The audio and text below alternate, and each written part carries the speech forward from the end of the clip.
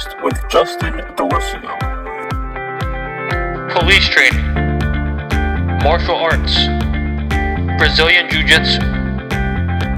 Here's your host, Justin Delisio. Hello, everybody. Welcome in to the Police Training Podcast with Justin Delisio. We are on episode 2, and today's episode will be heavy on the police training side of things. We do touch on Brazilian Jiu-Jitsu a little bit in this episode. However, it is mostly dominated by talks of police training. Now, my original plan was to have Professor Joe Gousseau on. Him and I, we spoke to each other through email in the beginning of the semester, and he said that he'd be interested in helping me out, he'd be willing to do it, but unfortunately, him and I kind of lost communication with each other. I was reaching out, and it just, I wasn't getting any answers back, and please don't make this, I'm not trying to sound like I'm bitter about that, or I'm not trying to fault Professor Gousseau in any way.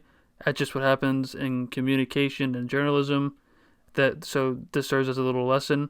But communication went dry. So I had to turn to a backup plan. But luckily, I was connected with the former police chief of Darby, Pennsylvania. This is Chief Robert Smythe, who I referred to as Chief throughout the interview. And I'm so happy I was able to secure this backup plan because it was the perfect insurance policy. He talked to me about all types of police training, how virtual reality is playing a role in police training now, and you're gonna want to stick around until the end of this episode because the last question I ask him is you might be shocked at how he reacts to it. So that again, this is Chief Robert Smythe, and we're gonna get into the interview here. Quick edit right before I add in the interview. I just had a couple notes on him. His title was Chief of Police with Darby, Pennsylvania, and his years active were 1984 until 2020. He just recently retired. And with that being said, let's get into it. All right, so I'm here with the Chief. Chief, thanks for calling and being a part of this. How are you today? Good. You're welcome. So, can you just give the audience a little background about, you just retired in 2020. Can you give us a little background about what you were doing before that? Yeah, I started out as a part-time patrol officer in 1969 in the borough, 1970 in the borough of Colwyn on January 1st. And I worked there for 6 months, and then I went to Darby Borough in June the 20th of 1970. I worked as a patrol officer until 1973, and at that point I became a plainclothes detective and juvenile officer. I held that position till 77.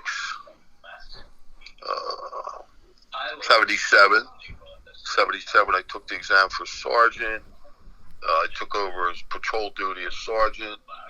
I held that until 82, end of 82. I made lieutenant. I took over the entire patrol division in 82, and in 1984, on April the 4th, I was promoted to police chief. When and where did you do your police training at? I went to the Philadelphia Police Academy from March of 1971 until June of 1971. As far as you know, have training tactics changed since 1971? Yes. And which ways would you say that? Well, back in when I went to police academy, it was because I requested it. Wasn't mandatory that you go. It's now mandatory that you go. When I was in the police academy, it was like 400 hours. It's like 900 hours today. And there's a lot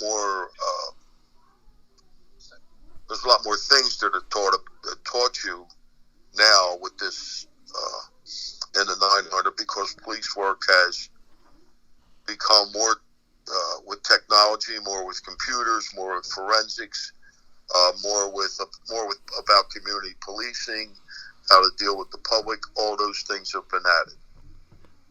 The rise of technology that you mentioned, that had to have been so beneficial for you guys, because I would imagine when you started, the technology wasn't there, but as you went on, how beneficial was that for you, all those developments? Well, the technology is because we're computerized, and our computerization, leastwise in my department, was there's a number of different programs that you can go into. You can go into Maligan, the state police computer, LexisNexis. They're all informational centers. So when a crime's committed, you can actually go to these because you're in that group, and you can draw information that you couldn't do back then. I mean, back then it was a crime was committed. It sort of was the information you got off the street. Nowadays, you can take a car and the color of the car and the make of the car without a license plate, and punch it into any one of those programs, and it will tell you how many of those vehicles are within whatever radius you put up. And it'll say like a white Ford Explorer, 1917 or 2017 to 2020. Well, in and around Springfield, Pennsylvania, there might be 100 of those cars, and it'll give you the address. So it's quick, and it gives you leads to what you're looking for. So it's much better. And back then, the radio communications were not as good. Nowadays, officers have MDTs, which are computers right in the cars. So if you're making a car stop and you want to and you want to know who owns the car, you would pick up the radio, you would call it in the radio. Radio would run that. When I first started, it could take you an hour, 2 hours, 5 hours, a day to get it back. Now, and it got better as time went on, where actually you could call a tag number in and have it within 15 minutes or less. Now there's computers right in the car. The officer can type it right in, and within a matter of seconds, the information comes back to him. So it's completely 100% turned around. I mean, it just went from one stage to another. So certainly, how is there a balance in training with technology and physical training? So how do they decide what more to focus on, or do they try to balance that evenly? Well, a lot of information today that officers use, especially younger officers that are just coming up, are very familiarized with computers and Facebook and different parts of computerization. That, when you have people that are constantly you're in contact with, you can monitor those people on their Facebook, and actually a lot of times they show themselves committing crimes.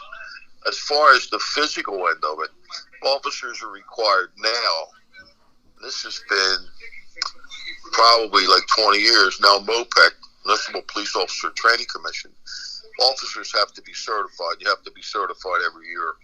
So every year, right, there's 16 hours of 16 hours of necessary training that you have to take, that has to be given by a certified police MOPEC instructor. And if you don't pass that, they'll pull your certificate. So police officers are just in that are qualified every year. And that's sort of like the administrative end of it. The firearms end of it, police officers have to go through between 8, most departments, mandatory 8. My department was 2 times a year, 16. So there would be I would have certified MOPEC officers that I got certified by the department that go over the use of force, the continuance of force. So there's now a rule, like, when you first approach somebody, it's sort of like, mostly it's a conversation. And the conversation, sometimes because people are under the influence of drugs, people are under the influence of alcohol, they're just really had an argument with their wife or somebody else, and they're just really angry. So, what you try and do to the best of your ability is talk them down. So it's called the continuance of force. As the force rises on the part of the defendant, the officer has to meet that, but he only meets it with what force that he's met with. So as a result of that, things such as, mace came out first, chemical mace, and then it was actually what I call an organic mace. It was made out of peppers. It was actually pepper mace. So that would be used. Years ago, the only thing that you had was a nightstick. So people would be getting injured in this day and age. If you spray them with mace, the worst that happens to them is they wash it out with water. And then the next upgrade would be tasers, non-lethal. That's what it's called. So you try to do everything you can do before an officer actually pulls his weapon and goes to the last step. There's many steps that you can take, and most officers do. It's something that's constant. There's new laws and new things that are coming out every day, and you have to keep up with that. And for that, we actually ended up in a small town like Darby, having an inside admin officer, and all that officer does is monitor all these changes which come down constantly, and all the new ways that you can, handle less than lethal, which is what you want to do. Officers have guns, but there's how many different things that they can use before they result to the gun. Probably one of the best things that's come up is the taser gun. That's the least harmful and the most effective. Now, in recent years, in the last 3 years, there's a system that's come out that's virtual reality, which is a system which, instead of taking the officer and taking him to a range, and you're simply standing there and firing 50 rounds at a time to see how well you can handle the weapon, and in a virtual reality, you actually put a helmet on your head, and all you can see is the program which is running, which is an incident, and it could be an incident with somebody with a knife that's coming at you, or the knife could be a flashlight, or the knife could be a pen. So what you're teaching the officers to do is you're teaching the officers to react to the situation rather than just to react to shooting at the target. And Darby actually is the only town in Delaware County that owns one of those machines that the officers train on. Do you think other departments are going to try to look into that? Because obviously it sounds like such a beneficial device to have around. Before I retired, there were several towns on the southeastern part of the county that we attempted to get county council to buy into it. There's 7 sectors in the county of Delaware, and we were looking for the county to come up with they're about 40 grand a piece. Mm-hmm. So 40, 50 grand a piece. So we were looking to get some sort of grant for like $350,000 so we could put one in each sector. And there's multiple departments in a sector. Now, like Darby's virtual reality is used by 5 departments at no charge to the other departments, even though Darby bought the machine. And the good part about it is that while men are working shifts on the street, especially midnight sometimes tend to be closed. So you could take one guy or 2 guys off the street and just have them run through this scenario. Yeah, it's very simple to do. And then when the scenario is over, there's a printout of exactly what the officer did, what his mistakes were, and what his mistakes weren't. So, and then you and the decision team, you guys analyze those decisions, and you kind of get a feel on where improvement can be made, and you guys just get a better feel on what they're doing wrong. Yes, well, there's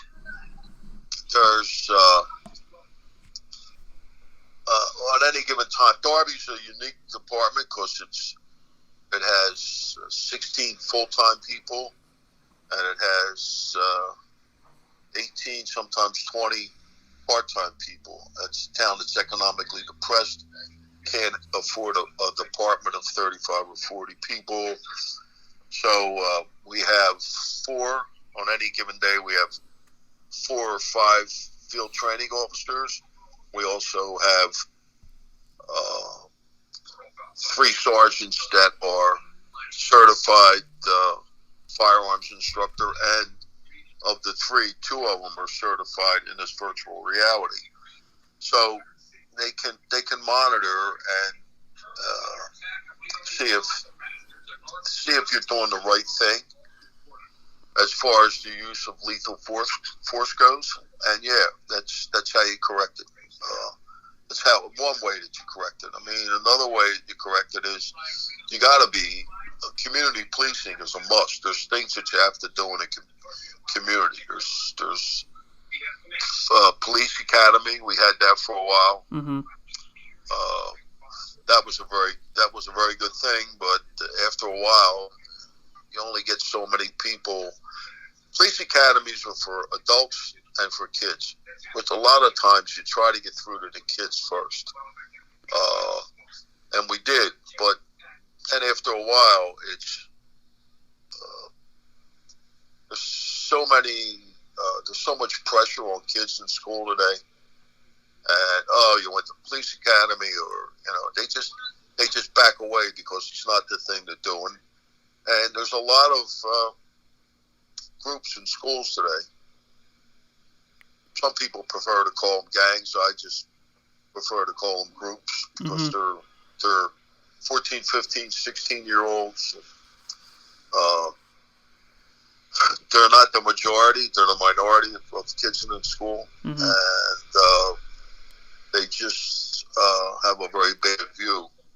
And trying to get through to them is very hard. But most of the kids in school are good kids. Big thing today is police resource officers. Darby couldn't afford a resource officer, but we have 2 middle schools. So when school was in, I assigned 1 officer, and all he did for the time that school was in, that 8 or 9 months, is he was stationed in one school, and he would go to the second school, stop in there for a while, go back, and it cut down our response in the school problems by at least 50%. And the kids sort of gravitated to him, as did the parents. The parents would actually come in and say, and they called him DT, there was initials, and they would come in and say, I'm having a lot of problem with my boy, I wish you'd talk to him. he'd bring them in, talk to them, and there was a lot of good positive results. You got to reach out to the people of your area. Community policing is very, very important today. There's a lot of people out there that are just living below the poverty level, especially in a town like Darby. Mm-hmm. There's a lot of things you can do to gain their trust. So you gain their trust, they're not going to talk to you. They're not going to, it's really tough. So yeah, we'll get back to the community aspect at the end. I just got a couple more questions for you, but Sure. I needed to ask you about Brazilian Jiu-Jitsu and other martial arts. Now, I know some officers, if they're training in that, they're doing that in their own time on the side. How encouraged was training in these type of martial arts in the officers? Would you guys encourage that, or what was the vibe there? So, audio got corrupted at this part, but I'm going to recap his answer to this question. I asked him what the vibe was with his officers training in martial arts and Brazilian Jiu-Jitsu, and he said he's partially for it. He loves having the officers, train the wrestle and person-to-person combat skills and positioning skills, which is great. But at the same time, you never truly know if your fighting ability is going to work out. And to him, he knows that maces work. He knows that tasers work. So it's kind of like it's 50-50, like he said. Like, it's encouraged. It don't have to be done. And this is his opinion, so it's good to know, but you can't rely too heavily on it. And what else is that if an officer becomes too skilled at the practice and he's the super legit fighter, his hands can be recognized as legitimate weapons. So if you find yourself in a fight and you seriously hurt a guy from that, there's certain laws that prevent that from happening. Certainly. Obviously, you're not in Philly, but you're right outside of Philly. And in Philly, the trust between the community and their police officers, it's dropped by a certain percent. Some citizens are saying they have less trust in the police. Do you guys feel a way when you see those reports that people seem to be losing trust a little bit in the police? What we find is that, especially in Darby, it's a multicultural town. There's a lot of different people there. There's obviously there's African Americans. There's also Africans that have come over from Africa. Mm-hmm. There's Nigerians, Jamaicans, and on top of that we have Asians. And everybody has a different culture. And most of those cultures, when they come over, and we've had the president and the executive board of the Liberian community. I've had them come in and talk to my officers about how their culture is. They're very hard to communicate with, because just in the Liberian culture, there's 16 different dialects. I mean, we would bring in people. These people come over here and they speak no English whatsoever. And when you're trying to interview them, and we would call one of the Liberian officials, and they would come over and he would say, "Listen, it's not my dialect. And actually, it's like saying, look, I'm Italian, but I can't understand this guy's Italian." Mm-hmm. And so that is one difficulty. The other difficulty is that a lot of I found out that a lot of actually Black Americans do not get along with the Africans. The Africans don't like them when they come over and they see the Black Americans. I don't know why. And African culture is very, very strange. They come over here and they want to sort of live the way that they lived. I mean, they'll tell you if you say you're making too much noise, you're doing this, You try to explain it to them. In some cases they've said, listen, a month ago, we were in the jungle and we were running from lions. That's what they'll say to you. Mm-hmm. My kid was running from a lion, we don't understand this. Well, okay, but in America, people get up at 8 o'clock in the morning. That was a big problem we had. They on the weekends, they would like to stay up late and have music. I'd like to do what anybody else wanted to do, but a lot louder and a lot different because they're from a different place. Yeah. So you sort of had to get that. And if you don't go to the leaders, because when they come over, they still believe that they're part of a tribe and there's a chief to the tribe. Yeah. And I had several times I had the chiefs come in because they wanted to talk to the chief of police, chief to chief. So, you can make some headway, but it's tough to do. Normally, those people, when you get on a job, they're not going to tell you anything. Because they're extremely fearful of the police. Because in their country, the police treated them horribly. Yeah. And it's very hard to get through to them. So until you somehow gain some inroads. Now, just on a regular Derby people, most regular Derby people would talk to us because they knew us, and they knew us for years. Because, most of the guys that were there came in at a very early age. They lived in Derby. They were born in Derby. They went to school. I think it's harder for big cities and places like that, or it's harder if you just hire people directly out of the academy and they've never really socialized with other cultures. I think that's where the problems are, and that's where we got to take over. And people become upset when guys are driving down the street in a police car and they standing on the corner. I'm talking about older people, and they wave at you. The officer doesn't wave back. That's a big thing. And that's something that was like, listen, you're riding down the street, somebody waves at you, wave at you. My guys, if they're riding down the street and kids are shooting baskets and they stop the car and get out and walk over, they'll take their gun belt off, lock it in the trunk of the car, and shoot baskets with them. And I'll get calls about that. The cop was goofing off, and I'll say, he wasn't goofing off. He's doing what he was told to do.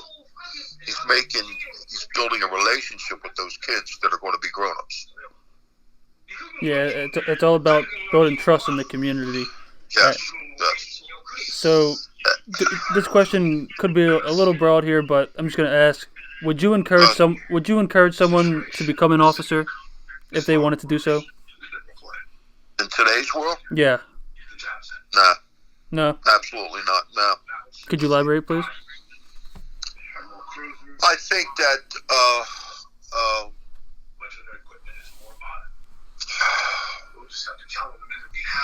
that police officers are out there on the street every day, and they're there to help everybody. Nobody wakes up in the morning thinking, I got to make so many arrests today, or or I'm going to go out and I'm going to hurt this person or shoot this person, or do something that's horrible. Mm-hmm. Just someone out there that's doing a job. And most, I'm not going to say all, I've had bad officers that I fired. But most guys are out there because they want to protect the people in the community. But in today's world, everything is, the minute a cop does something, he's automatically guilty on the news. And they don't wait and get if you're not there, you don't see what happened. Are there times when officers overstep their bounds and they should be sent to jail? Absolutely. Have I seen those things on TV?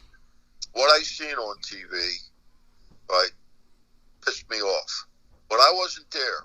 So I'm willing to wait to hear what happened. Mm-hmm. One example was Maryland. When those 4 cops in Maryland a couple of years ago took that one guy around, they put him in the back of the van, and the guy ended up dying in the back of the van at their hands. The mayor of Maryland fired all 4 cops. Mm-hmm. All four of them got their job back. Why? Because she didn't wait. So why are you destroy? Just because you're a cop, you shouldn't be an automatic pick on. And that's what I think has happened today. And I think that a lot of things go too far. And I think justice doesn't have a balanced scale anymore. So I wouldn't. If you ask me, people come to me and say, what do you think about being a cop? Would you talk to my kid? I said, yeah, I'll talk to him. But I'm telling you right now, I wouldn't want to join the force today. Yeah, you kind of got to keep it real with them just so they know what they expect, right? Yeah, well, I mean, it's like you don't put a badge on so you can be a target. If someone's going to hurt you or another, there's a law. The laws are written, and the laws were written long ago, and the laws are very clear. In some states, more clear than others. But in Pennsylvania, if you're in fear for your life or the life of another, you have a right to use lethal force. But no, that's not what you do today. And we constantly try any new thing that comes out that is less than lethal. And you'll find that most departments do that. You'll absolutely find it. And there's just, like, now the big thing is being accredited police department. So there's like over 300 different items that you have to do. Well, in order to do that, you got to have a full-time accreditation officer. There's a lot of departments.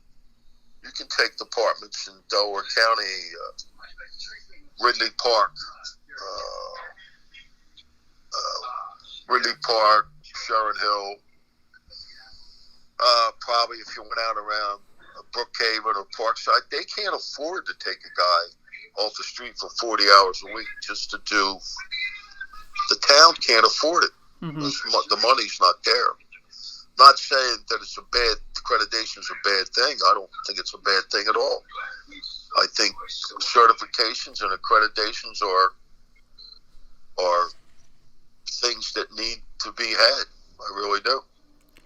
Chief, that was a perfect way to end this. I appreciate you coming on, and I'm looking forward to all the developments going on with the police department. Yeah, well, it's coming. 2021 is coming. Right now, everybody's just worried about the COVID-19, but once that goes over, it'll get back on track. There's actually nothing happened now. Nobody's getting. You're not arresting anybody because you're afraid they got it. There's all kind of crazy stuff. People commit crimes and they don't they don't get incarcerated because they don't want to put them in a jail, and it's a mess. The world's a mess. All right, Chief. Thanks again. I'm going to let you go. It's been great to have you on here. If you got this far, thank you so much. This was a very unique situation, because you're not going to get this interview from Chief Smythe somewhere else. And this man's, a legitimate police figure, the chief of police in Darby Township for a couple dozen years or whatever. And so it was unique in that matter. And it was a great experience for me because obviously throughout this whole time I'm doing this research, questions are popping up in my head. And now I have this legit source right in front of me, willing to answer the questions and give me his perspective. What I thought the most interesting part is the virtual reality section of the interview. I didn't even realize that officers did that, and I never pieced that together, that virtual reality could be a great idea with police training. And now that he brought that up, I'm like, that is so amazing to me. I'm glad that they're doing something like this, and I hope he mentioned that they're trying to get virtual reality more popular and more available to other officers. So I really hope they can do that, because like he said, it's just a a different type of training. And he also said any kind of training methods you can think of, if anything is presented, they're going to try it. It might not be successful, but whatever advances happen, they do try it. And it's a tough position because, like you said, I couldn't believe that the answer to his question was, I wouldn't recommend a police officer to pursue this field today. And it totally makes sense, his answer. Why, though, is because there's so much negativity shined into the atmosphere and into the light because of, a few bad situations. They don't want these situations to happen. And many of the times, it goes unrecognized. But it's very unfortunate, and I'm glad I got him on the episode. I hope you were able to learn something from Chief Smythe. We're going to wrap this episode up. Again, thank you for sticking through, and we'll be on to episode 3. I promise you it'll be a little shorter.